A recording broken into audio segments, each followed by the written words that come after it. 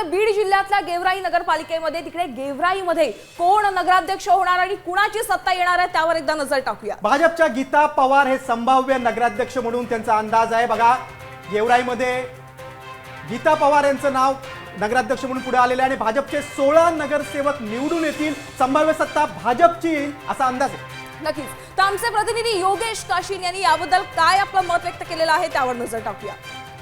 गेल्या अनेक वर्षापासून गेवराईच्या नगर परिषदेवरती भाजपचं कायम वर्चस्व राहिले। माजी आमदार लक्ष्मण पवार यांचे बंधू जे आहेत ते बाळराजे पवार यांनी कायम वर्चस्व जे आहे ते गेवराईच्या मतदारसंघावरती त्याचबरोबर नगर परिषदेत ठेवलेलं आहे।